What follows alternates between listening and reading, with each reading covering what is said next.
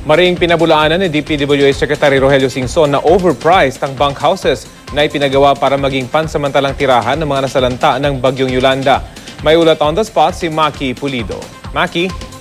Sabi nga, Rafi, ni DPWH Secretary Rogelio Singson ay kahit kanino haharap siya para sabihing walang overpricing sa mga ipinagawang bunk houses para sa mga biktima ng Typhoon Yolanda. Kasunod yan ng mga ulat na umano'y overpriced na bunk houses ayon sa report ng isang cluster kung saan kabilang ang Camp Coordination and Camp Management o CCCM kamakailan. Ayon kay Singson, kung meron mang contractor na hindi sumunod sa specifications ng DPWH, hindi mababayaran ng mga ito. Sa ngayon, wala pang contractor na nababayaran. Sa totoo lang daw, ayon kay Singson, bagsak presyo na itong mga bunk houses na kanilang ipinapagawa.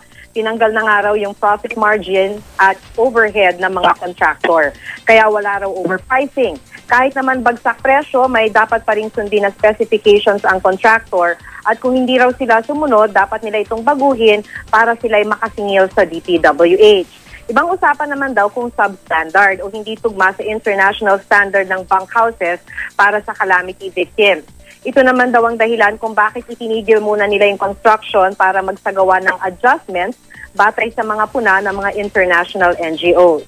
Dahil nga raw sa pagtigil ng construction ay hindi maaabot ang 6,000 target by end of January. Patuloy pa naman nating sinisikap, Rafi, na makuha yung pahayag ng grupong CCCM. Rafi? Maki, meron bang balak na kausapin ng DPWH yung mga nagsasabing overpriced itong mga bunk houses? Actually, Rafi, lagi naman daw silang nag-uusap. In fact, there have been series of consultations, especially with the international aid agencies. Kaya nga, tanggap daw sila ng tanggap ng mga puna tungkol sa mga ipinapagawa ng mga temporary housing para sa mga biktima ng Typhoon Yolanda. At dahil nga dito sa mga series of consultations ay itinigil. Kaya sinabi ni Singson na itinigil muna para ma-accommodate yung mga adjustments na sinasabi ng mga international aid agencies. So Maki, lumalabas na bago pa lumabas itong balita, tinutugunan na pala ng DPWH yung problema, Maki.